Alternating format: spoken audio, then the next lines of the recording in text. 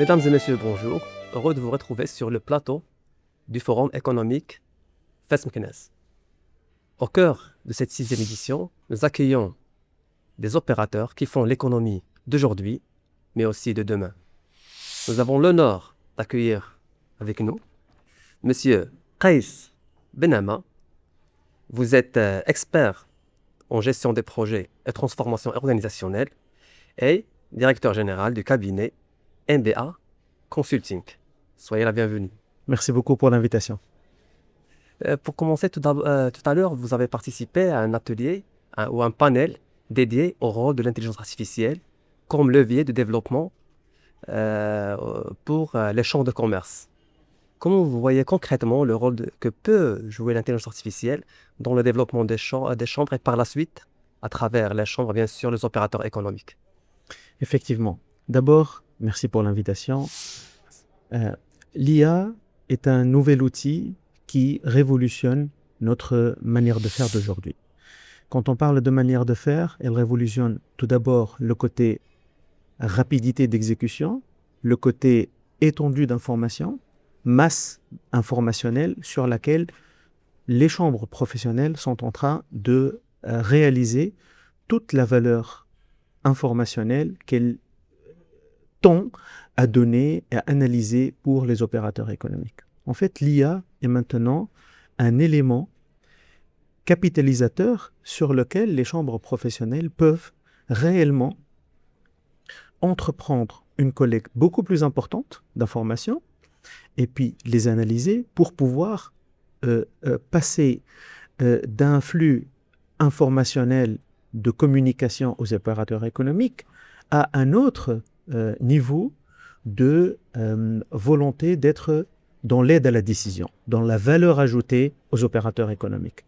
Donc c'est dans ce sens que l'IA peut être vraiment un outil fédérateur de cette logique d'upgrading de cette volonté d'aider les opérateurs économiques à faire mieux, à aller sur plus d'opportunités, à être plus outillés et plus orientés dans leur prise de décision. Nous avons fait une mission dernièrement, depuis novembre 25 jusqu'à jusqu'à maintenant, juin 26, avec les chambres de commerce et d'industrie en Tunisie, pour pouvoir les accompagner à l'intégration de l'intelligence artificielle dans leur processus métier. Notamment, on a pris le pilote de toucher le processus de veille économique. Donc, dans ce sens, l'IA est capable d'abord d'être beaucoup plus entreprenante en termes de collecte d'informations. On ne peut pas comparer un veilleur humain qui collecte l'information d'une manière régulière à une IA qui est capable d'automatiser une collecte d'informations, tous azimuts, toutes sources, fiabilisées certainement, mais pendant un laps de temps beaucoup plus important. Ensuite, analyser des masses d'informations beaucoup plus importantes pour pouvoir vraiment diffuser et donner des résultats et des outputs beaucoup plus intéressants aux opérateurs économiques en termes de statistiques sectorielles, en termes de nouvelles réglementations, en termes d'indicateurs économiques, en termes peut-être de voies décisionnelles sur lesquelles ils peuvent s'appuyer pour prendre leurs bonnes décisions stratégiques opérationnelles. Parfait. Donc, ce genre de manifestation, comme le forum économique, est une étape importante pour échanger entre les expériences des différents pays. Quelle expérience peut-on retirer de la Tunisie et de son modèle d'implémentation de l'IA? Effectivement, d'abord, j'ai eu beaucoup de plaisir à discuter avec plusieurs visions. Il y a eu dans le panel des personnes de plusieurs chambres de commerce, de Marseille-Provence, de l'Île-de-France, de plusieurs personnes d'autres pays, du Cameroun, du Bénin, etc. Et bien principalement du Maroc aussi, sur lesquels on a une convergence sur plusieurs éléments. Le premier élément, c'est d'abord d'un engagement de la direction, d'un engagement à se dire, maintenant, on doit passer à une utilisation d'IA, le cas échéant, on fera du surplace, alors que d'autres chambres professionnelles ou d'autres pays, pour être plus large, sont en train d'avancer. Deuxième chose, c'est de se dire que l'IA est en train de démocratiser une quantité d'informations extraordinaires sur lesquelles on pourrait passer outre. Et donc, on pourrait réellement utiliser l'IA pour vraiment asseoir une volonté de capitalisation sur cette masse d'informations pour prendre les bonnes décisions. Troisième chose aussi, c'est réorganiser nos équipes, c'est-à-dire aller sur une formation de nos collaborateurs sur l'IA, savoir que l'IA nous fait gagner du temps, donc on pourrait être plus productif sur une meilleure valeur ajoutée. Donc, ne pas perdre du temps sur de la collecte ou de l'analyse, parce que ça se fait, disons, à 10 fois moins de temps, mais on pourrait peut-être prendre tout ce temps-là pour faire autre chose, parce que l'intelligence humaine reste une intelligence de mise pour orienter, pour capitaliser, pour vraiment savoir quelle information on devrait donner aux opérateurs économiques. Si on arrive à vraiment structurer ce business plan de 3 étapes, donc prendre les mesures de décision, 2, commencer vraiment à réfléchir l'organisation dans la manière de faire en termes de processus métier, processus business, que ce soit sur la veille, sur le marketing, sur le commercial, sur les manifestations. Et troisièmement, vraiment réfléchir à comment optimiser l'utilisation de l'IA. Il ne faut pas que l'IA vienne complexifier notre manière de faire ou qu'on en ait peur.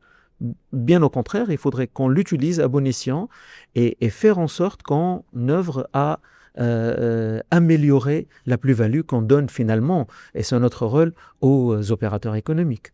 Concrètement, pour un chef d'entreprise à Fès Meknès ou à Tunis, comment les chambres augmentées, notamment par l'IA, peut-elle contribuer directement à faciliter son quotidien? Voilà. Soyons simples.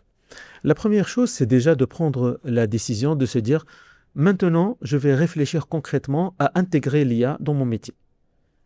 De là, il faut d'abord définir quels sont mes besoins en termes d'IA. L'idée n'est pas de chercher quel outil, parce qu'on me pose un peu trop la question, quel outil je devrais utiliser. Finalement, la question qui se pose, c'est pourquoi je devrais, pour quelle activité, pour quelle action je devrais utiliser l'IA. Est-ce que j'ai des activités régulières administratives sur laquelle l'IA pourrait m'aider? Est-ce que j'ai des activités opérationnelles? Est-ce que j'ai d'autres activités marketing, commercial, etc. Donc, si déjà je définis le périmètre de l'IA, du moins un périmètre, parce qu'on peut généraliser par la suite, si je définis cela, ça serait l'élément le plus important. Un engagement de direction qui me permet aussi de choisir ensuite l'outil et de former mes collaborateurs, et puis voir comment l'IA est intégrée au niveau de mes équipes et quelle plus-value elle est capable de générer. Si je fais ces 2 étapes qui sont forcément des étapes qui ne sont pas très compliquées, m'engager, savoir sur quels besoins j'ai besoin de l'IA, former et organiser mes équipes, et puis évaluer en quoi l'IA est capable de m'aider, je serai déjà sur 80%, je dirais, de réussite. Parfait. Je vais vous passer du micro au macro en posant la question comment l'IA peut notamment améliorer la synergie entre les différentes chambres de commerce africaines et francophones. C'est vrai. Alors, j'en parlais effectivement avec notre collègue de l'ASCAME et du CPCCAF, qui effectivement sont en train de réfléchir à ça. C'est comment l'intelligence artificielle, qui est adossée à l'intelligence humaine qui existe au niveau des chambres professionnelles et au niveau de ce réseau, peut nous amener à porter une meilleure valeur ajoutée entre nous chambres, et pour les opérateurs économiques que nous représentons. D'abord, quand on gère une masse d'informations, disons, lourdes, peut-être énergivores pour chaque petite entité, on est capable de créer disons, une consolidation informationnelle beaucoup plus importante et donc d'avoir une fiabilité et une capacité de diriger notre décision d'une meilleure manière. Sur cela, le réseau de chambres peut prendre de meilleures décisions en termes de gouvernance d'événements, de définition des manifestations économiques à faire, de la veille ou des opportunités pour les opérateurs économiques interpays ou interchambres pour les possibilités de partenariat entre différentes entreprises sur des sujets forts. Et ça permettrait à relier toutes ces chambres entre elles et de ne pas rester, peut-être chaque chambre, travailler en silo et puis venir une fois par événement un peu vulgariser tout ce qu'elle est en train de faire avec les autres acteurs. Monsieur Raïs, le temps passe vite. Oui. Merci d'avoir accepté notre invitation et d'avoir partagé avec nous votre vision très pertinente sur l'avenir des chambres, bien sûr, et de l'entrepreneuriat de manière générale à l'ère de l'intelligence artificielle. Merci à encore vous. une fois. Le futur sera un futur augmenté. Voilà. Merci pour l'invitation.